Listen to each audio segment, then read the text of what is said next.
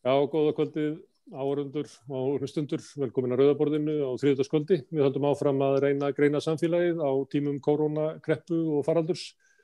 Og í kvöld ætlum við að taka mál sem hefur kannski verið í deiglunni á Íslandi í bráðum 40 ár. Það kvótakerfið og sjávarútvegsstefnan undir kvótakerfinu.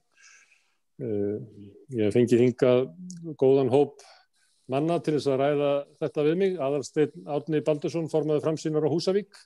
Guðmundur Helgi Þórarinsson, hann formaður VFM sem félag velstjóra og máltæknimanna. Arnar Atlason formaður samtaka fiskframleiðenda sem segir framleiðendur í sjávarútveginu sem ekki eiga kvóta eða allavega lítinn kvóta.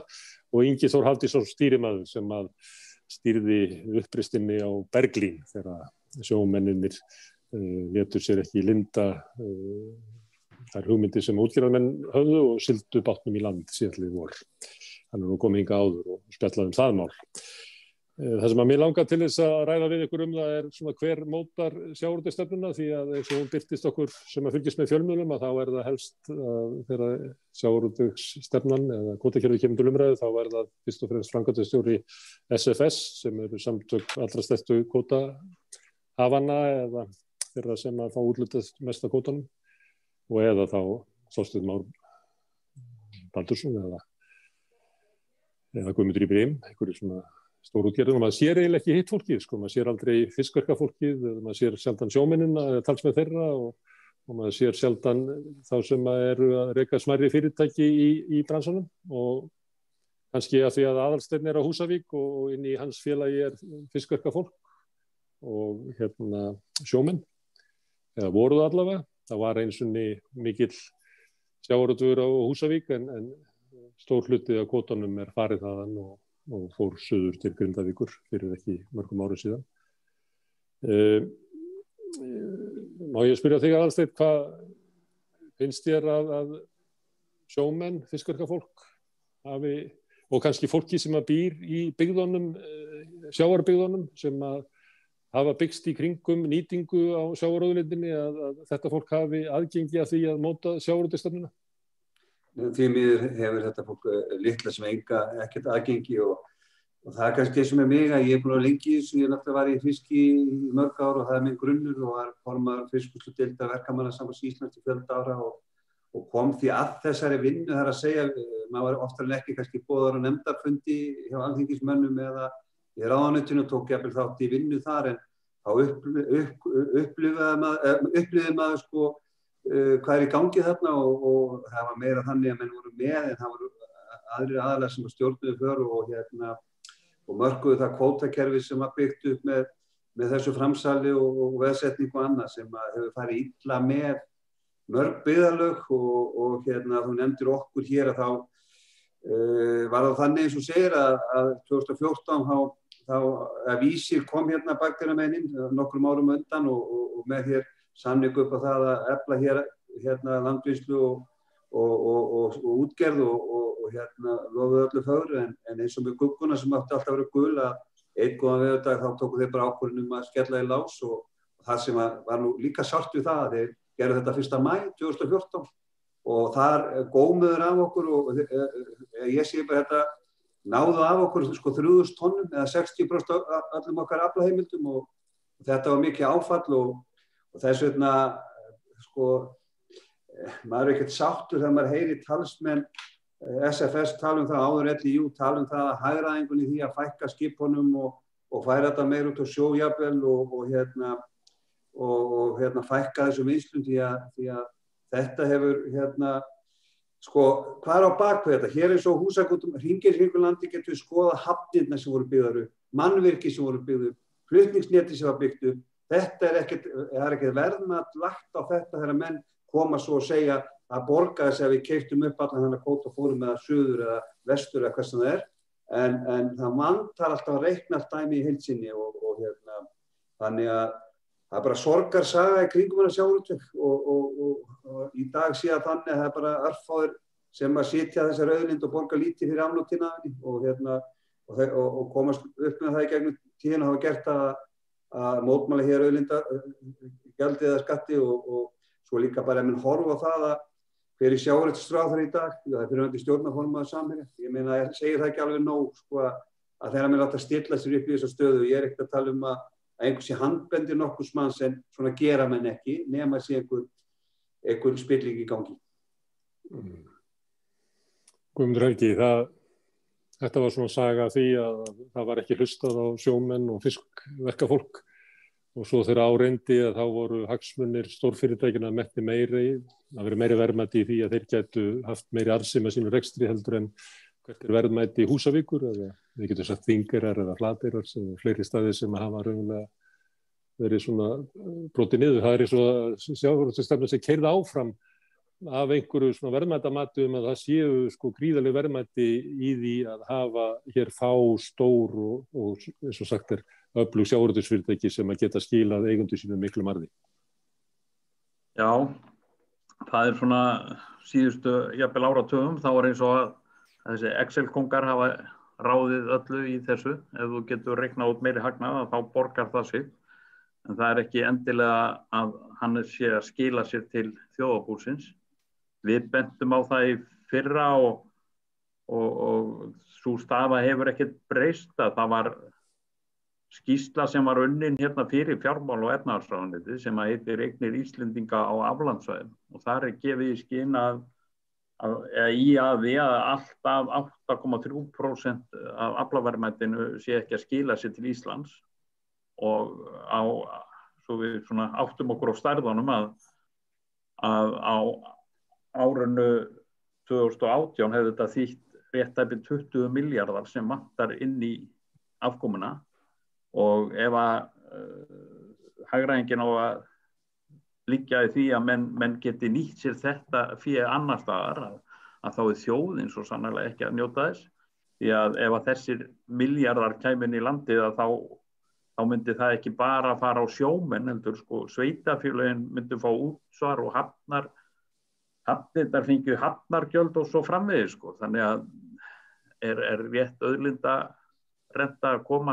til skila, það er alltaf spurning og maður spyr sig sko það hefur ekkert verið gert í þessa skýrslunum að henni var bara stungið hún undir stól og það samt þetta aðilar eins og skatturinn og skattrannsóknarstjóri og seðlabanki sem koma að skrifa þessa skýrslu.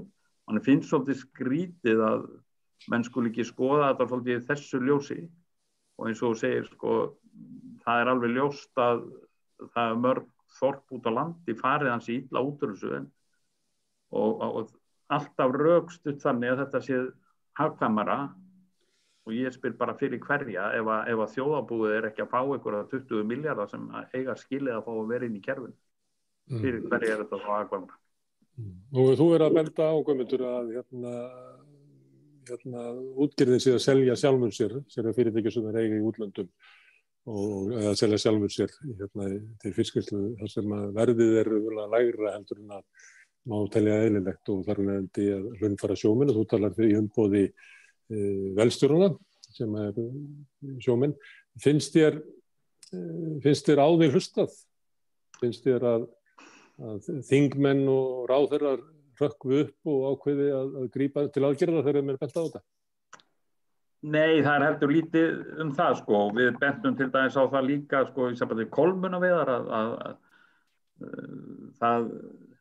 þetta vor líka þarna 2019 því að þá erum við með tölur, staðfestar tölur en núna við erum ekki komnir með það fyrir 2020 að þá var verið að landa sko upp úr 2 skipum, íslensku og norsku í sömu vinnsluna á sama stað á Íslandi og íslenska skipið fékk 25 krónur rúmar á meðan að norska skipið fékk 36 krónur rúmar og þær lönduðu bara hver á fætur öðrum og maður spyr sig hvers vegna geta borgað Norðmönnum 40% hærra verð en Íslendingum. Við settum þetta í auglýsingu í blöðin og eina símtali sem ég fékk það var frá sjávarútvegsráðherra sem spurði bara hvort ég geti staðið við þessa tölur. Þannig að það er eina skiptin sem að hefur verið eitthvað hlustað á mann og það er til þess að reyna að vefengja kannski að maður sem er rétt að tölur í höndunum. Þessar tölur kom á sínum tíma frá Verðlagsstofu og ég benti honum á það, hún tilheyrir nú hans ráðuneyti og hann getur örugglega fengið þessar tölur líka En það óskaplega lítil hlusta á okkur af þingmönnum. Kannski verður eitthvað breyting á núna þegar að hillir undir kosningar. Þá það nú oft þannig að þá hlusta þingmennirnir fyrir kosningar og svo hættar að hlusta eftir kosningar. Þannig það bara, ég ætla ekki að vera of kaldhæðin, en þannig það oft. Arnar, þú hefur verið að skrifa mikið sjávarútvegsmál og ert oft með svona aðra stefnu heldur en hinn ríkjandi stefna sem að SFS talsmenn stórútgerðina dásama. Núna undanfarið, það síðast sá ég grein eftir því þess að nú varst að tala mikla aukningu í útflutningi á óunnum afla sem að færi til vinnslu erlendis. Það væri vel að vera að flytja út störf ef ég skildi greinina hennar rétt, það ekki? Jú, félög í okkar ranni eru með þá sérstöðu eins og þú komst aðeins inn á áðan að við byggjum okkar viðurværi á því að kaupa hráefnið fisk og búa til einhvers konar vöru úr fiskinu. Og ef við ekki náum að búa til einhverja verðmætu aukningu, þá ósköp einfaldlega að deyja viðkomandi fyrirtæki. Og þar af leiðandi finnst okkur og höfum ítrekað bent á það að það ekki nógu mikið athygli sem þessi verðmætasköpun fær hérna innanlands. Ég hef í þessum greinum mínum til dæmis verið að benda á að það megi vel áætla alltaf 1000 störf sé að renna úr landi og hugsanlega verðmætasköpun upp á 10 milljarða. Jafnframt höfum við bent á, eins og Guðmundur kom inn á áðan, að pottur getur hugsanlega verið brotinn í því hvernig þessi fjármunir skili sér inn í landið. Og það eins og Guðmundur nefnir með verðmyndunina, að það ekki mikið á þetta hlustað, en svona það þó eins og manni finnist eins og þessi smá vakning eða eyrun sé eitthvað aðeins að sperrast núna undanfarið. Þetta tiltölulega einfalt reikningsdæmi. Fyrirtæki í okkar félagi eru stanslaust að búa til þessi verðmæti og aðrir aðilar ættu að geta gert það líka. En hvað þetta mikið sem að getur þú slegið á það? Hvaða, ef að sá óunni fiskur sem fluttur út bara beint til vinnslu sem að væri hægt að vinna hér, þetta slá á það hvað þetta mörg störf eða hvað þetta mikil verðmæti? Já, ég hef gert það að í ár stefnir í það 60.000 tonn af hráefninu fiski. Ég gerir greinamun á fiski sem hráefni og svo vöru unninni úr fiski. 60.000 tonn af óunnum fiski renni úr landi.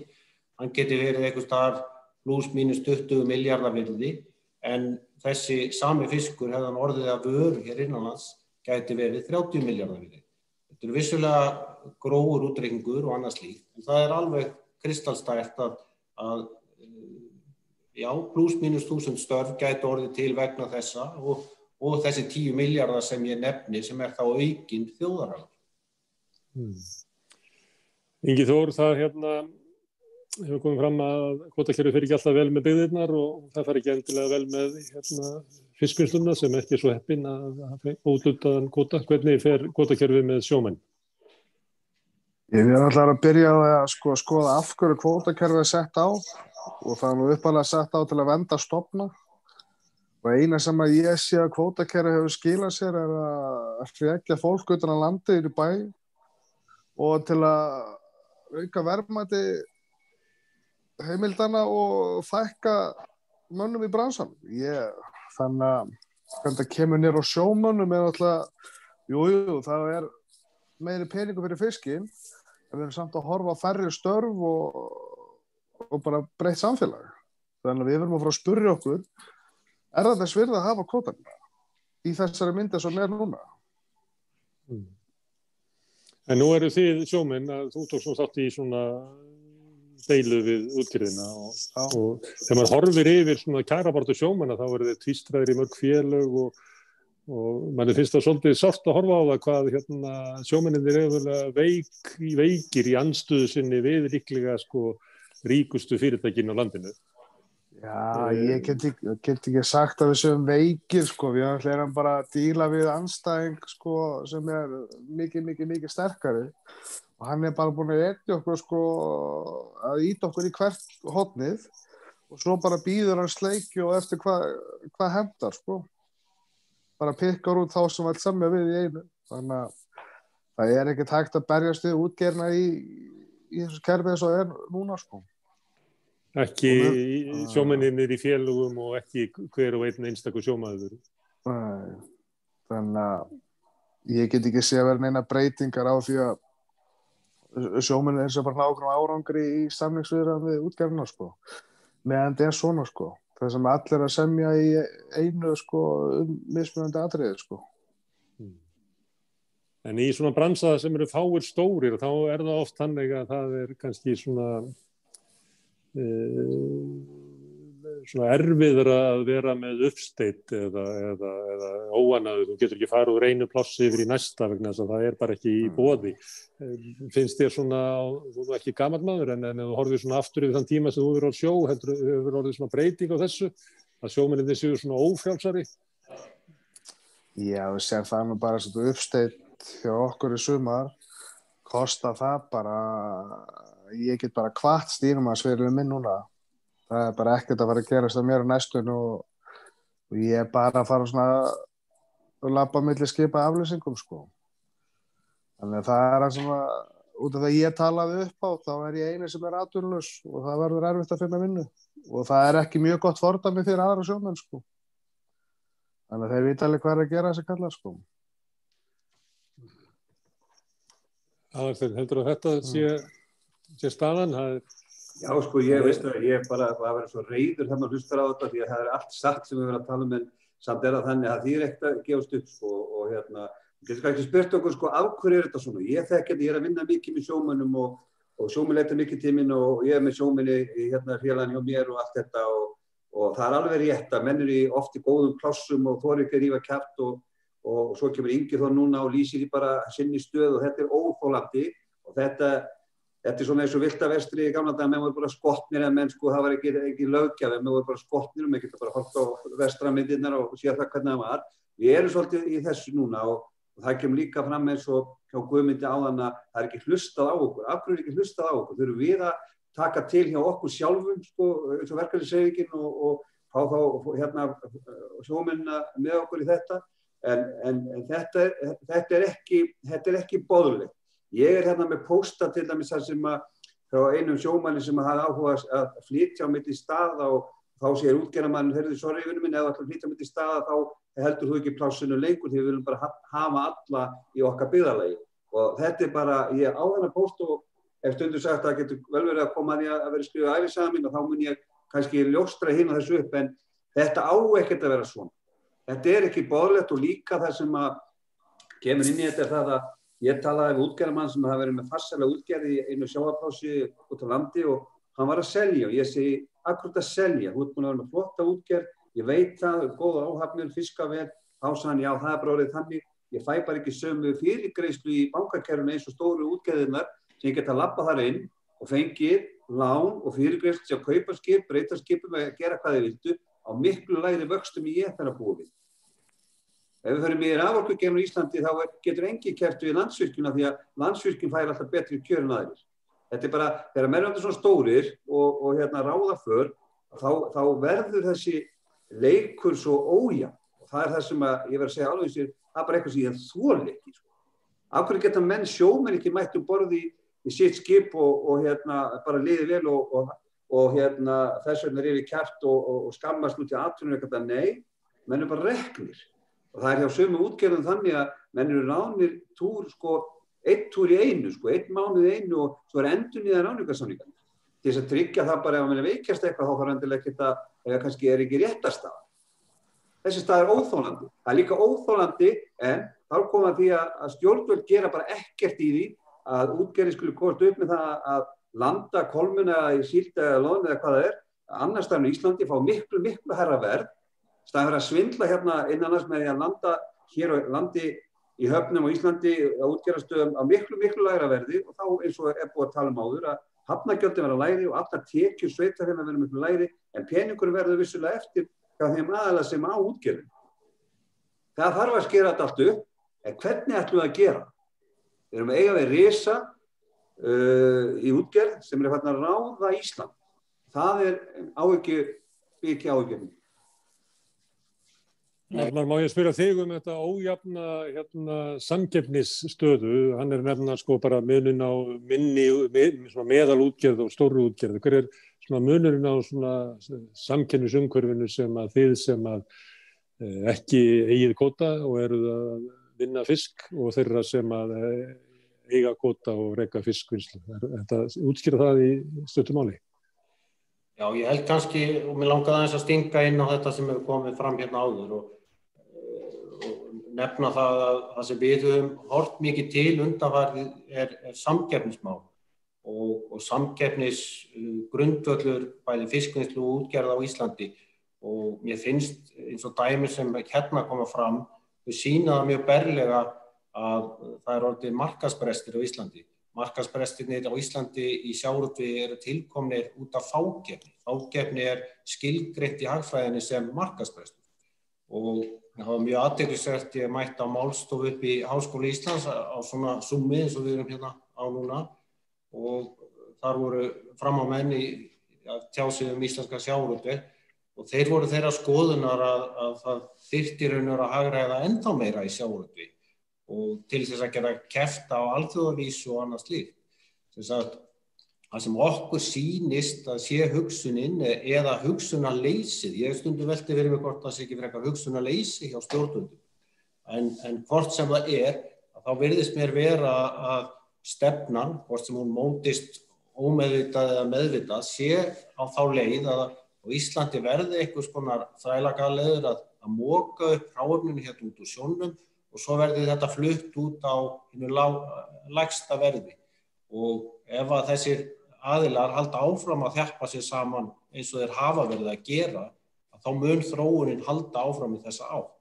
Stjórnvöld hafa ekki gætt að því að þjóðarhagurinn sé settur númer 1, heldur hafa þeir leyft þeirri skoðun að ráða ríkjum að hagur útgerðarfyrirtækjanna sé jafnframt hagur landsins, og það held ég að sé þessi reginskekkja sem ég væri afskaplega til í að stjórnmálamenn landsins myndu taka upp á sína herðar. Það er alls ekki sjálfgefið. Fyrst þarf að marka stefnu, hún er vissulega í fyrstu greininni í lögum stjórn fiskveiða til dæmis að útvegur okkar eigi að halda upp í byggðum í landinu og að hámarka virði auðlindarinnar og annað slíkt, en það er einungis í orði en ekki á borði. Þannig að mér finnst þetta summera eins og þetta horfir við okkur. En nú hefur stefna verið að hafa fyrirtækin alltaf stærri og þau hljóta að vera hagkvæmari. Nú rekur þú ekkert sérlega stórt fyrirtæki. Ert þú lélegri í því að vinna fisk heldur en Samherji eða Brim? Ég er algjörlega sannfærður hið gagnstæða. Ég hef stundum talað ganni mínu smæðarhagkvæmni, og ég hef bent á það að stærstu útgerðarfyrirtæki landsins reka mjög einsleitar fiskvinnslur. Þið getið labbað inn í allar þessar fiskvinnslur og þær eru allar stútfullar af dýrustu vélum og tækjum, en vinnslan sem þar fer fram afskaplega einsleit. Það er nánast ekki til almennileg karfavinnsla á landinu. Það er hver einasti aðili að framleiða einhverja þorsknakka, og þarna er mikið rúm fyrir að gera mikið betur, og það er eins og með neyðina sem kennir næstir konar spinna. Við erum þar og við getum ekki lifað öðruvísi en að finna okkur einhverja sillu, og það er að mínu viti stóri munurinn á þessum smærri fyrirtækjum sem eru í sérhæfðum rekstri og hinum aðeins sem halda á veiðiheimildunum. Þeirra markmið þegar þeir leggja af stað í vinnslu á mótni er bestun á því sem þeir halda á nú þegar, ekki hámörkun virðis. Og bestunin getur þess vegna falið í sér að tala niður virði aflans sem landað og jafnvel aflans sem gámaður til útflutnings og annað slíkt. Þannig að það getur ákveðið misræmis. Getur að verið að þeir sem hafa ókeypis aðgengi að auðlindinni að þeir þurfi kannski ekki að vanda sig þessi mikið eins og þið neyðist til þess að gera sem að kaupið hann á markaði? Það tel ég vera alveg klárt, já. Guðmundur, Aðalsteinn sagði að verkalýðshreyfingin ætti kannski að hugsa eitthvað, hvort þú getur beitt sér öðruvísi. Ætti verkalýðshreyfingin að móta sína eigin sjávarútvegsstefnu eða er það eitthvað svona tiltekin mál innan stefnunnar sem að verkalýðshreyfingin ætti að berjast fyrir? Ég veit ekki, allan fisk á markað til þess að verðlagningin væri gagnsæ, eitthvað slíkt. Já, við höfum búin að heyra þetta allt áður, allan fisk á markað, slítaði sundur, veiðar og vinnslu og svo framvegis. Ég ætla ekki að leggja mat á hér og nú hvaða leik geti verið best í þessu, en það er alveg augljóst eins og Ingi Þór bent á að það er ekki gott þegar stéttarfélögin koma alltaf í sikkoru lagi að þessu. Og ég tala nú ekki ef þau eru fann að deila innbyrðis. En við höfum nú stéttarfélögin verið aðeins í viðræðum núna og ég held þá von í brjósti mér að við munum enda saman sem einn í okkar viðræðum við SFS núna. En það er spurning þegar menn okkur finnst við hafa dregið ansi langt aftur úr hvað mann ná stórum bita tilbaka, ef við getum orðað það þannig. En það er líka þessi auðlind, er þetta ekki auðlind þjóðarinnar og þjóðin ekki aðeins að koma að þessu öll? Er þetta nokkuð einkamál, hvorki útgerðarmanna né bara sjómanna? Það er bara þjóðin þarf svolítið að marka sér stefnu hvernig hún vil fara með þessu auðlind og það er nú að fara á stað einhver málaferli það að þegar þetta eina skipti sem menn vikju út af einhverju reglu með kvótan og gáfu makrílkvóta yfir á smáskip og nú einhverja útgerðir að fara og heimta skaðabætur fyrir það. Ef að þannig er komin fyrir okkur að þeir geta bara fengið skaðabætur fyrir það sem þeir ekki fá, af því þeir telja sig eiga það samkvæmt lögum, að þá erum við náttúrulega búin að missa þessa auðlind úr höndum þjóðarinnar. Og ég bara trúi því ekki að það endi þannig að þjóðin verði dæmt til að greiða einhverjum útgerðarmönnum skaðabætur fyrir einhvern kvóta sem þeir fengu ekki.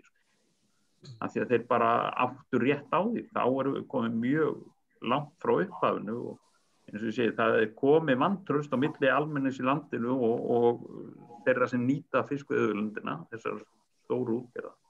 Og við verðum einhvern veginn að taka á því líka.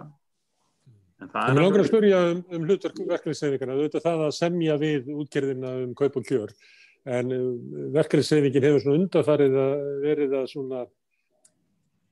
krefjast þess að hafa aðkomu að uppbyggingu samfélagsins, kannski meira núna undanfarið heldur en það var árin og áratugina þar á undan. Er þetta verkefni fyrir verkalýðshreyfinguna að stilla upp einhvers konar sjávarútvegsstefnu, einhverju afstöðu til kvótans? Ég veit að ég hef reynt að fá menn sem eru verkalýðsforkólar út á landi í þáttinn til þess að ræða kvóta og fleira og mér hefur verið sagt það að þeim séu óheimilt að tjá sig það sé stjórnarsamþykkt fyrir inn í verkalýðsfélaginu, að það sé ekki vegna þess að menn upplifa hagsmunina sína svo ólíka að formaðurinn hefur ekki málfrelsi til þess að ræða kvótamál, þau eru svo viðkvæm. Það er alveg ljóst að verkalýðsforystan á náttúrulega að hafa skoðanir á þeim málum sem snerta launakjör sinna manna, alveg sama hvar þau koma fyrir, og þú sagðir að síðustu áratugina jafnvel, ég man allavega þá tíð að það voru menn inn á Alþingi sem komu úr verkalýðsforystinu og gátu þá allavega að teki málin upp þar og það hefur nú kannski mátt segja að það megi sakna ákveðna verkalýðsflokka. Mér finnst þessi bæði vinstri og hægri flokkar, enginn þeirra vera að tala máli verkalýðsins þannig. Þannig að það er kannski bara næsta stóra spurning hvort það sé komið tími til að verkalýðsforystan reyna að koma sínum málsvara fyrir á Alþingi. Þannig að það getur ekki verið vinstri flokkur sem ekki verkalýðsflokkur. Það eiginlega gengur ekki upp. Ingi Þór. Þeir eru það að nafninu, margir hverjir finnst mér. Já. Ingi Þór, nú getur þú bara að tala fyrir sjálfan þig, en hvaða breytinga myndir þú vilja sjá á sjávarútvegsstefnunni og kvótakerfinu? Já, alltaf fyrsta sem ætti að gera var að allir sem að koma að því að taka ákvarðanir að það gert að vísindamönnum en ekki pólitískar ákvarðanir. Hvernig kvótanum hefur verið stjórnað gegnum árin eru bara pólitískar ákvarðanir og ekkert annað. Þessi vísindamenn sem við höfum hérna eru skraut. Það getur alveg slagt þess að stofnun niður í núverandi mynda því að það ekkert hlust á þessa vísindamenn og þeir eru á gömlum skipum og gömul veiðarfæri og gjössalega fjársvelt stofnun. Bara rétt eins og allt annað sem kapitalismi snertir í því opinbera, það allt fjársvelt út í eitt til að sýna fram á þetta virkar ekki til að segja þetta einhvað eða hirða auðlindina. Þannig að þá ertu að segja að fiskverndunar markmiðin að það sé ekki hægt að uppfylla það vegna þess að það sé bara með svo mjög mannbúnaði sem Hafrannsóknastofnun að leggja til sína tillögur. Já, bara algjörlega. Það ekki bara Hafrannsóknastofnun, það Fiskistofa, hún gat ekki tekið á Kleifabergsmálinu þegar það kom upp, brottkastið. Algjörlega, hvað ég segja, handónýtt stofnun, Landhelgisgæslan, hún heldur þetta einu skip í einu með að undir eðlilegu kringumstæðum ætti að vera skip í hverjum fjórðungi og þú veist, maður geti lengi talið svona upp, alls staðar sem ríki kemur að þá er það illa gert eða með einhverju svona hálfkáki þannig að, og með það sem sjávarútvegurinn býr til að peningum þá ætti að vera að reka alla þessar stofnanir bara í toppmálum en af hverju er það ekki gert? Það ekki gert, ef ég má botna þess að þú ert að segja, vegna þess að útgerðin er svo valdamikil að hún eiginlega vill ekki að sé eftirlit með sinni starfsemi. Já, hún bara starfa í friði.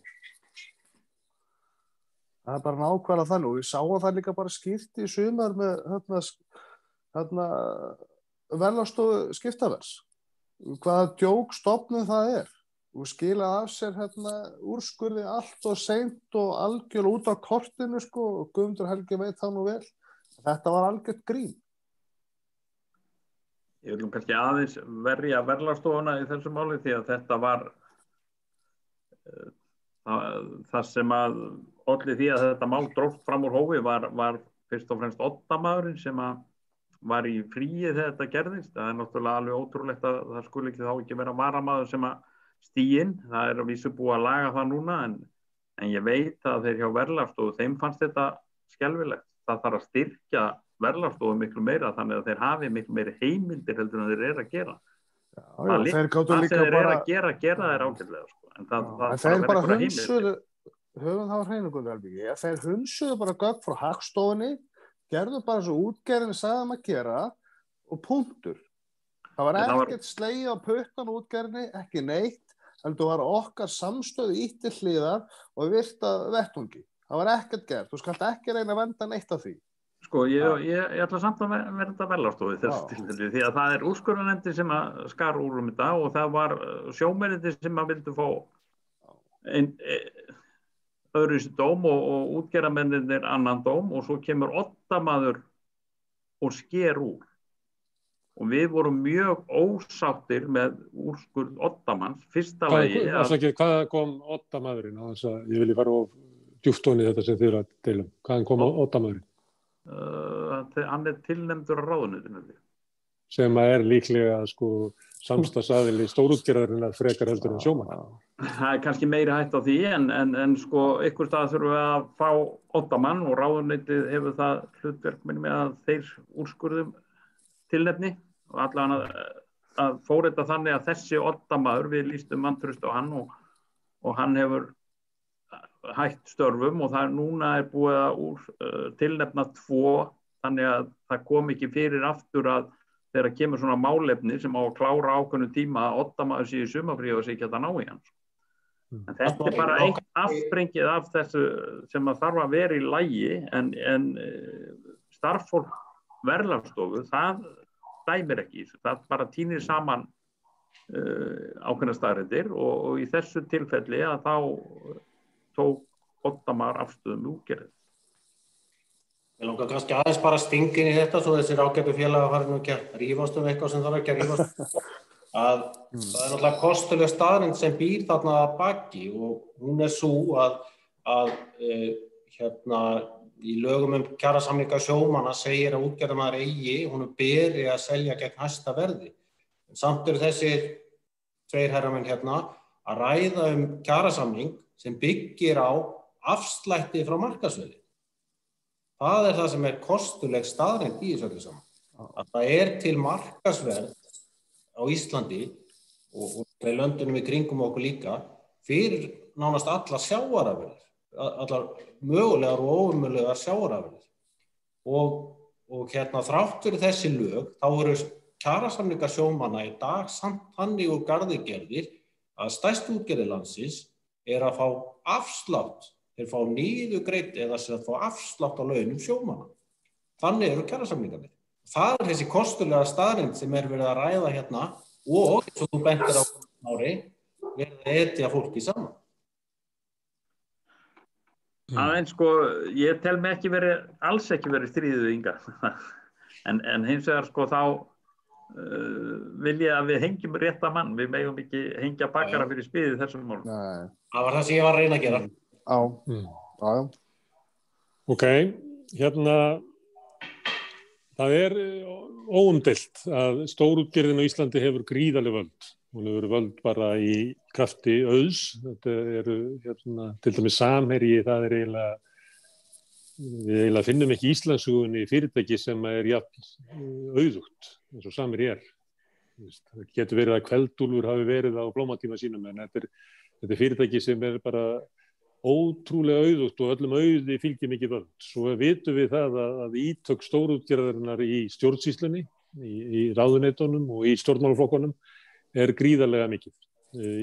SFS það rætt við SFS eins og það endurspegli allan sjávarútveginn, en eins og ég sagði áðan að þá meiri hlutinn á 54% af kvótunum sem þýðir það, og það bara 8 fyrirtæki, sem þýðir það að SFR stýrt af kannski 10-12 ríkustu fjölskyldum á Íslandi og endurspeglar á engan hátt 2000 fiskverkafólk, 2000 sjómenn, byggðirnar sem eiga allt undir nýtingu auðlindanna, og allt þetta fólk hefur engan aðkomu að því, eða mjög takmarka aðkomu að því, eins og hefur komið fram hér, að móta sjávarútvegsstefnuna. Og andstaðan sundruð, allavega í kjarabaráttu sjómanna, og svo líka kannski að ég veit ekki hvað Aðalsteinn og Arnar hittast oft í sama herberginu sem hafa báðir hagað því að breyta sjávarútvegsstefnunni. Hvernig stendur á því að allir þessi fjöldi einhvern veginn fyrir utan múrana þar sem hefur verið að ákveða sjávarútvegsstefnuna, en það bara svona örfáir kallar fyrir innan sem að raunverulega hafa þetta í hendi sér. Aðalsteinn, kannt þú að leysa þessa þraut? Ég kann ekki leysa þá þraut, eins og náttúrulega maður búin að lifa hræðarsmiður sem ég sagði allt mitt líf nánast og sé einmitt gerast í kringum þetta allt saman, en fyrst og fremst það þessi pólitísku öfl í landinu, og það fjármálageirinn og síðan stórútgerðirnar sem hafa náð þessu einhvern veginn að gamla þannig og heila þó kannski bara alþýðu landsins hvað það varðar að svona þurfi þetta að vera, því að þú komst aðeins inn á það sjálfur áðan og ég var mjög ánægður að Arnar kom með það að þetta ekki bara það að stórútgerðar séu eitthvað og stóra fiskvinnslu séu eitthvað hagkvæmari heldur en þessar minni. Það bara ekki þannig, og ég þekki það einmitt að var starfsmaður hjá Fiskisamlagi Húsavíkur og satt í stjórn útgerðarfélags fyrir starfsmenn og annað, þannig að þar var alltaf verið að bjóða upp nýjungar í tækjum og tólum og fyrirmyndar fiskvinnsla og allt það, en hún var, ég man ekki hvað þetta var, hvort þetta voru 6, 8, 9, 10 tonna ári sem að menn voru að vinna í þeirri vinnslu, en það var töluvert á þeim tíma en einhvern veginn, eins og við að tala áðan að bankakerfi fer svolítið stjórnast í þessu, og það svolítið vont þegar kannski þessar útgerðir sem stóru sem konur með þetta á allt kvótan svona mikið á sína hendur að ég meina það ef þeim dettur í huga að byggja upp, ég meina Ísfélagi Vestmannaeyja hefur byggt upp á Þórshöfn fyrirmyndar vinnslu og það blómlegur staður og yfirleitt mikið að gera í fiskvinnslu, bara flott hjá þeim. Ég veit vel eins og með Brim eða HB Grandi, hann búið að skipta hann nöfn á síðustu árum, en þeir hafa verið á Vopnafirði og verið að gera margt gott þar og þannig að það eru ýmsir aðilar að gera ágæta hluti eða eru þannig hugsandi, en ég meina Samherji hefur verið að gera frábæra hluti á Dalvík og Akureyri og Síldarvinnslan hefur verið að gera frábæra hluti fyrir austan, en þá bara á afmörkuðum stöðum, en sama tíma hefur þetta þýtt það að þessi sem önnur fyrirtæki, þessu stóru, hafa einmitt verið með ryksugun á fullu og ryksuguð upp kvótann frá þessum byggðarlögum og þess vegna þurfa menn svolítið að fara í gegnum þessu umræðu hvernig sjáum við Ísland, hvernig sjáum við kvótakerfið og menn hafa verið að deila að auðvitað stendur í fyrstu greininni að þetta sameign íslensku þjóðarinnar, en það bara rangt. Þetta ekkert sameign íslensku þjóðarinnar, það á reynir og mér finnst að menn þurfa að taka bara, sko það ekkert sjómenn, fiskvinnslufólk eða stjórnmálamenn eða einhverjir sem að gera þetta, það eiga bara allir að koma að þessu borði og hafa tök á því að móta þetta og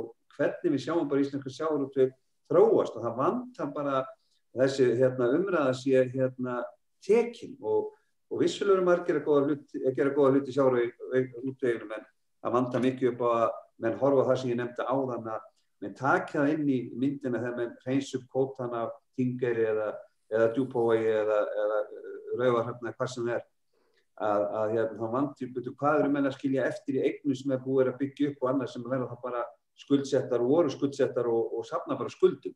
Þar virðist vera engin ábyrgð.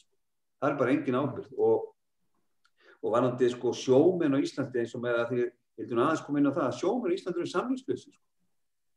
Þau eru bara samningslausir enn. Þannig að það að mörg að taka og við Inga Þór minn vil ég segja að ég vil líka tala alla fræðimenn að ég treysti líka á fiskifræði sjómanna og til að þeirra sjónarmið að sjálfsögða heyrast því að þeir hafa mikið til mála að leggja veiðar og jafnvel vinnslu. Þú nefnir Vopnafjörð þegar maður kemur þangað og talar við fólk að þá talað HB Granda eins og þeir hafa komið og fært bara líf inn í þorpið og þeir komið með kvótann. En svo þú ferði yfir á Akranes og þá heyrir í fólki þar sem að sama fyrirtæki tók lífið út úr þorpinu þegar þeir fóru með kvótann.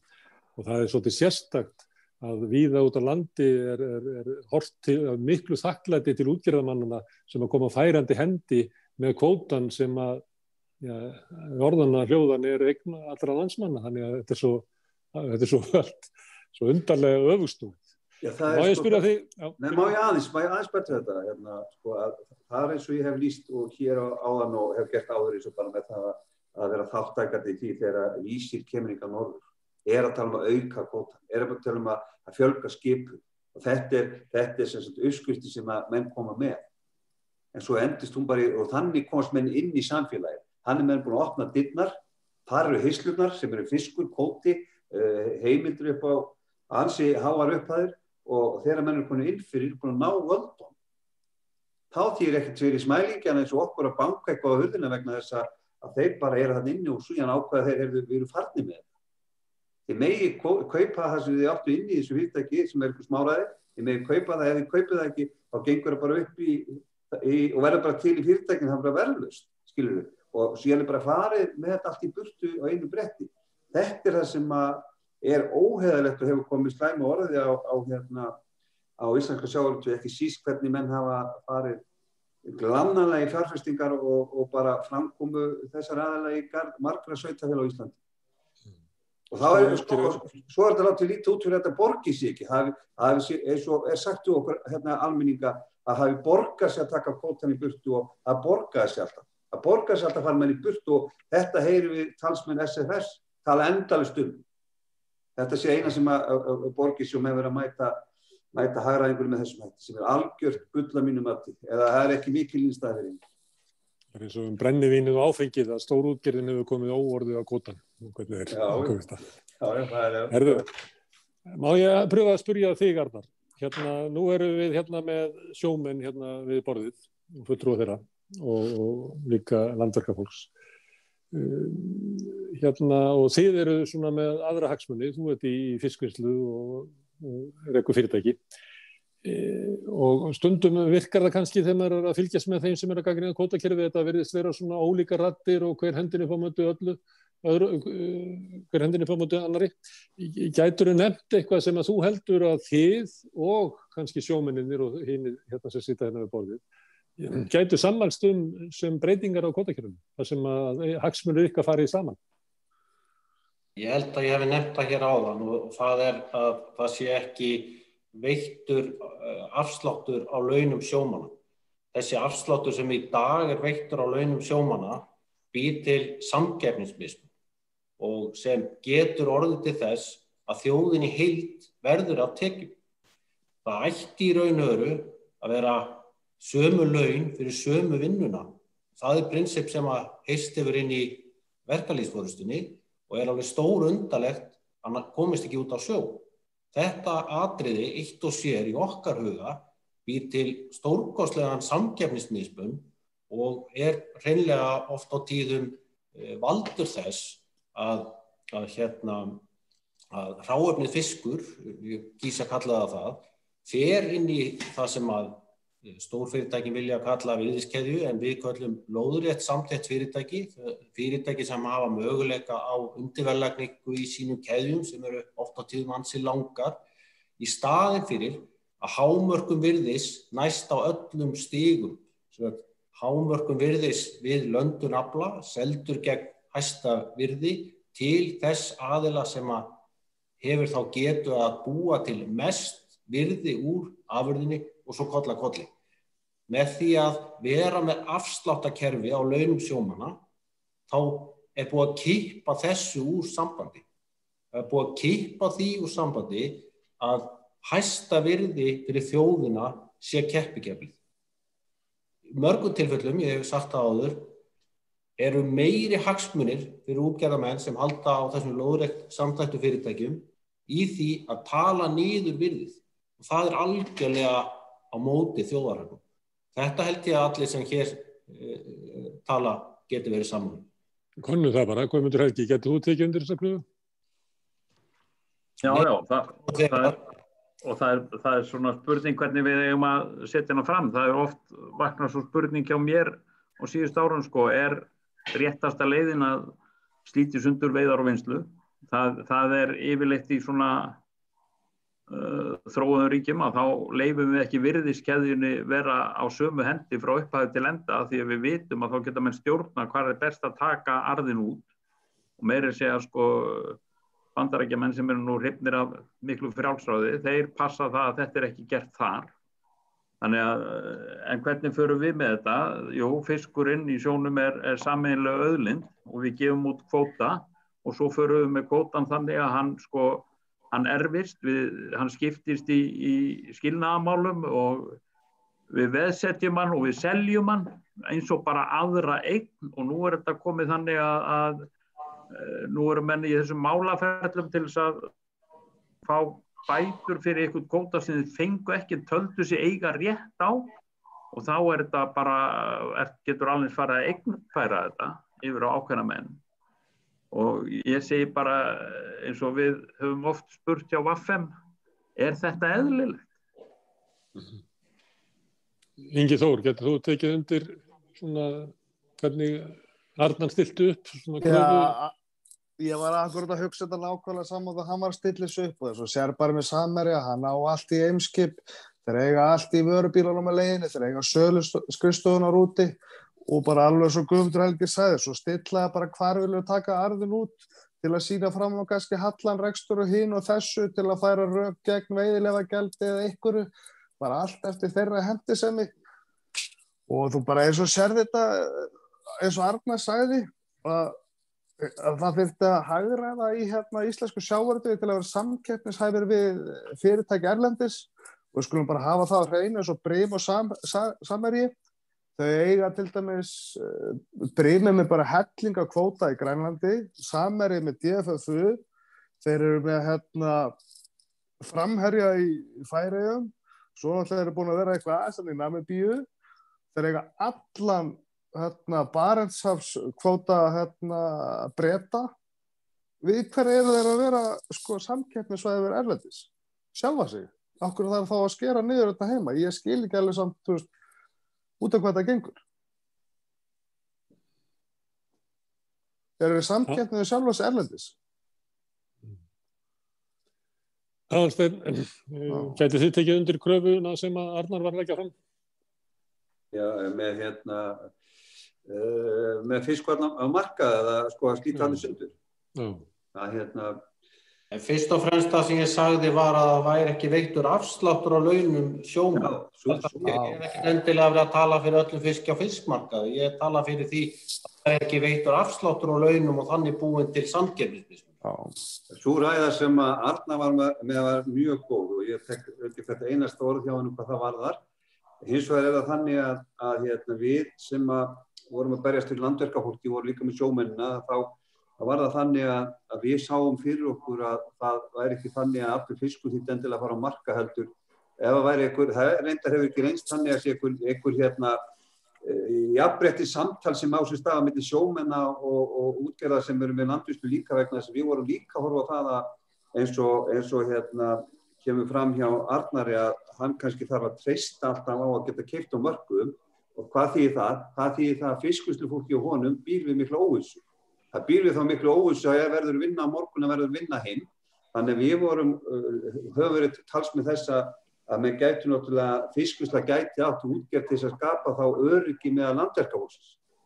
Það eitt þáttur sem að við vorum mjög inn á að menn yrðu að geta haft möguleika á því að tryggja og vera með skip sem væri þá að fiska fyrir ákveðið hús.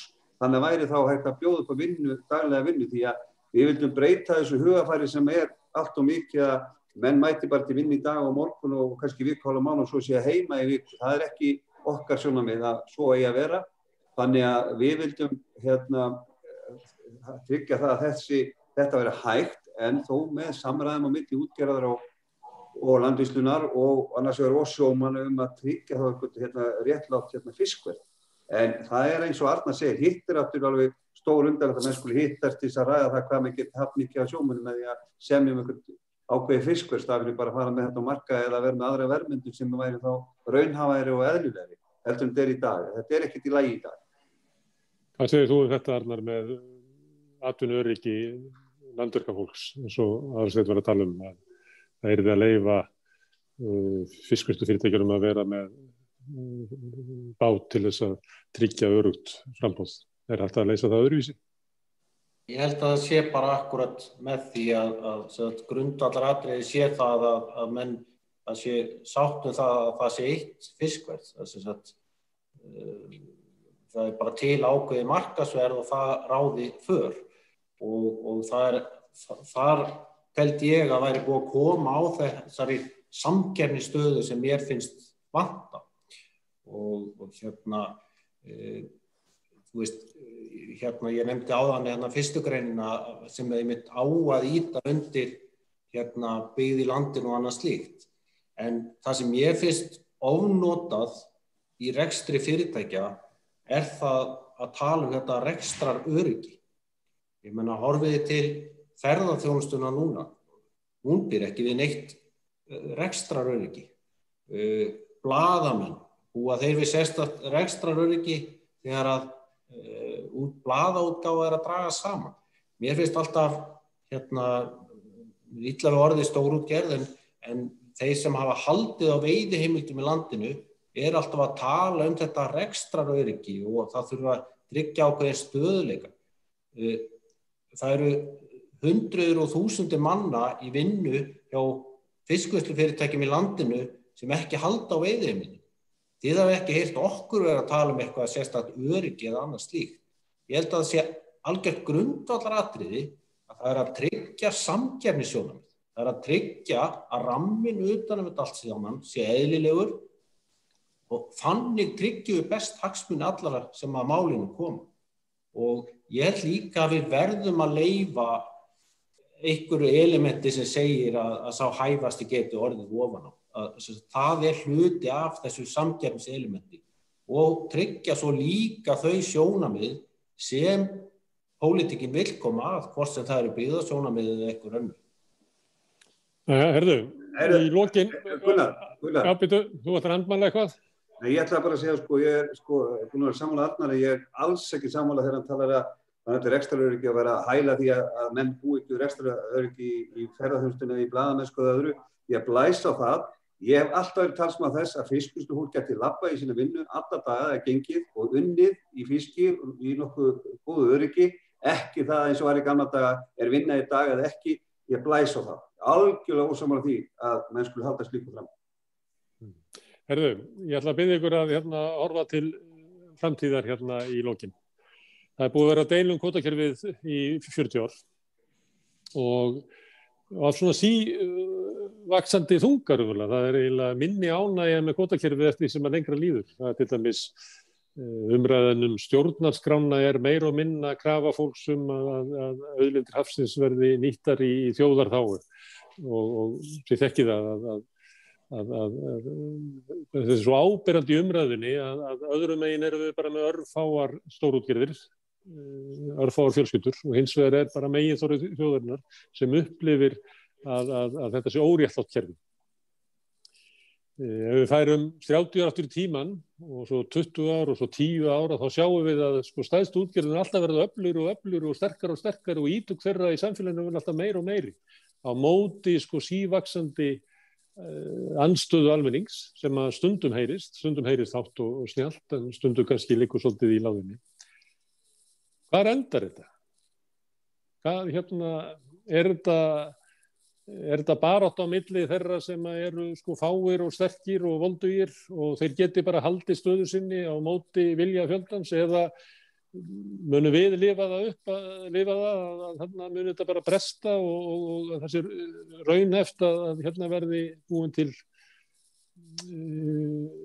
sjávarútvegsstefna og kvótakerfi sem í meiri sátt við fólki sem vinnur við það, þjóðina, sjávarbyggðirnar og þar fram til götunum. Og ég byrja á þér, Guðmundur Helgi. Er von breytingu? Sérðu fyrir þetta muni breytast? En við skulum vona að það breytist eitthvað því að þarna ef við höldum áfram eins og við höfum gert þá endar þetta þannig að það verða 6 eða 8 útgerðir sem eiga allan kvótann og fara með alla þessar auðlindir og nú við stöndum frammi fyrir spurningu sem að við kannski heldum að við myndum aldrei standa frammi fyrir þegar við vorum að horfa til framtíðar fyrir 30 árum. Það að segja, getum við þurft að borga mönnum skaðabætur af því þeir fá ekki að veiða bara það sem þeir vilja, að þeir fá ekki að túlka þetta eftir sínu höfði. Þarna var í þessum makrílmáli að það fór meira sig gegnum Alþingi en gerði alþingismenn eitthvað sem þeir mátti ekki gera því að önnur lög bönnuðu það. Ef að við erum komið þangað, þá verðum við að setjast niður bara sem þjóð og endur hugsa þetta mál frá upphafi. En ég vona svo innilega að við getum séð einhver skref tilbaka í þessum málum.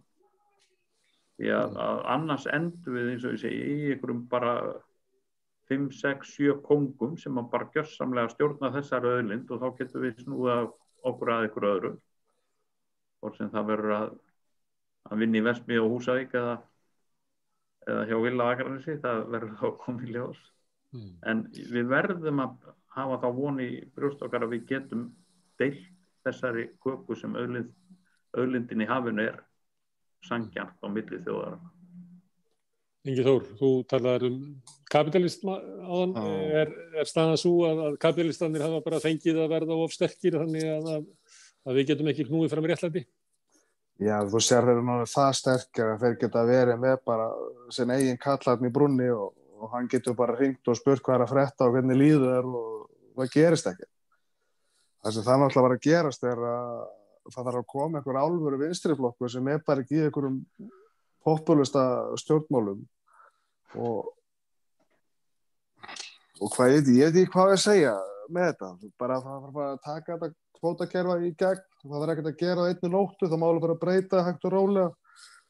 Til dæmis að leyfa bara frjálsar strandveiðar sem að núverandi sjávarútvegsráðherra vildi ekki og búa til meira svigrúm fyrir unga menn að koma inn. Ég svo núna, með að ég fæ ekki vinnu, þá var ég alveg til að bara kaupa mér eigin bát og fara að róa, en það ekki í boði. Þannig að allavega að fara svona ditt og datta þessa litlu hluti og bæta aðgengi og bara gera það mannúðlegra kerfi. Það eru nokkri sjómenn svona þinni kynslóð, Ingi, sem hafa farið til Noregs einmitt með hennan draum að byrja smátt þar að koma undir sér fótunum í bara lítilli útgerð til að byrja með. Já, ég skil það alveg, maður hefur alveg íhugað sko, en ég meina afi mín var skrifstjóri hérna og fósturpabbi minn skrifstjóri og hérna börnin mín eru fædd og uppalin hérna Íslendingar skilur og mér langar bara að fá að vera á mínu landi skilur, maður á ekki að þurfa að flýja yfir hafið hérna til að geta fengið sér vinnu eða sem maður langar að gera sko. Þannig að hlutin eiga bara að geta verið í lagi þú veist, spillingin á ekki þurfa að vera svona alveg bersýnileg fram á borðinu, sko. Arnar, heldur að þú lifir það að sjá sanngjarnari og réttlátari sjávarútvegsstefnu? Ég ber þá trú í brjósti og byggi það á svona áhugamáli mínu sem hagfræði, að þessi þróun í átt að fákeppni, markaðsbrestinum fákeppni, muni leiða til þess sem kallast allartap og við sem þjóð munum alltaf bera minna og minna úr bítum þrátt fyrir það að bent sé stöðugt á afkomu sjávarútvegsfyrirtækjanna. Og þessu til stuðnings bendi á það að við erum allt í einu komið með svona afleidda vandræðastarf sem þessi veiðigjöld. Af hverju komu veiðigjöldin til? Það liggur eiginlega í orðanna hljóðan, það komu til vegna þess að afkoma þjóðarinnar af auðlindinni var ekki nægjanleg. Þá var farið að setja á auðlindagjöld og skattkerfið ætti í raun og veru að ná utan þessa rentu og skila sér með eðlilegum hætti. Þetta er afleiðing. Ég held að þetta muni þróast áfram í þessa átt og það muni á endanum verða til þess að einhver uppstokkun verður.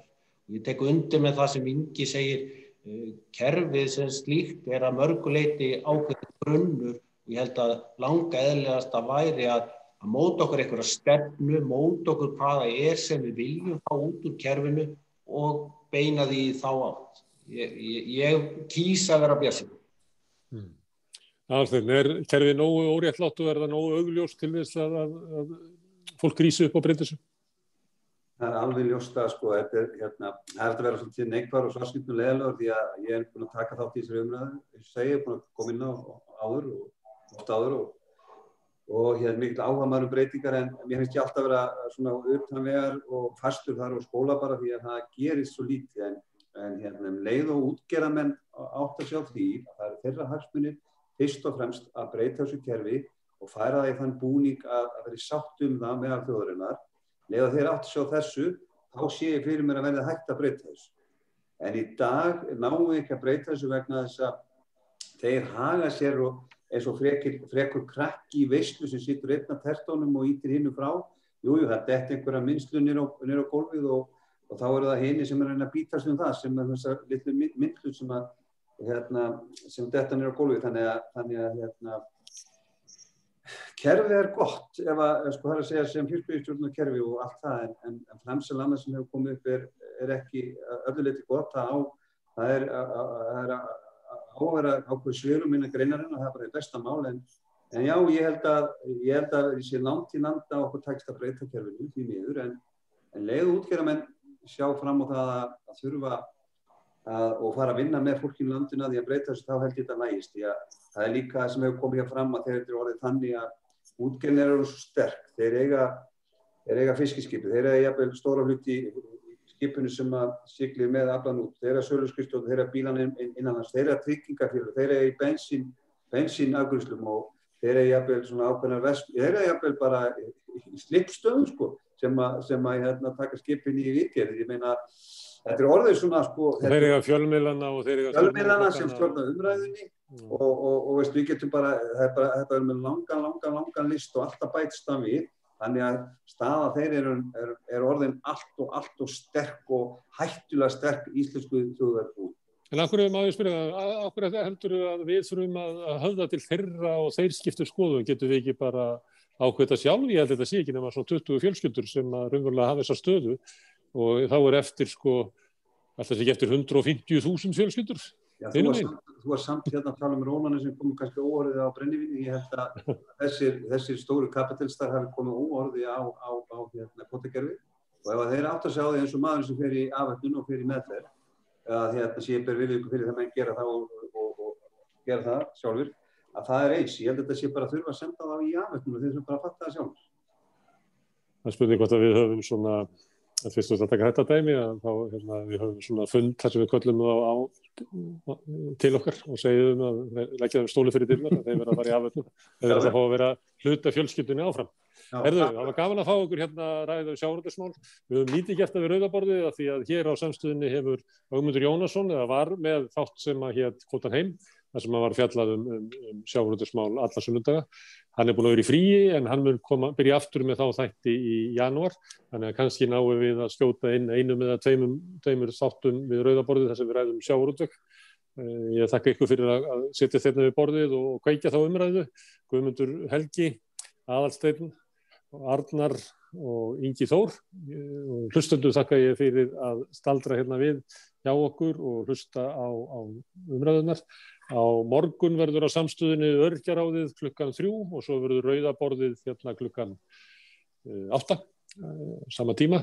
Þá munum við ræða málefni innflytjenda í menntakerfinu.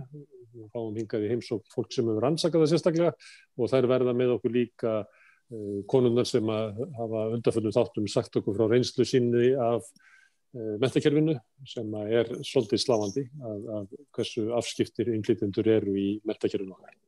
Svo heldur rauða borðið hérna áfram út vikuna. Við verðum með umfjöllun stöðu smáfyrirtækja í samanburði við stórfyrirtækin og fleiri góð mál. En takk fyrir í kvöld. Takk fyrir.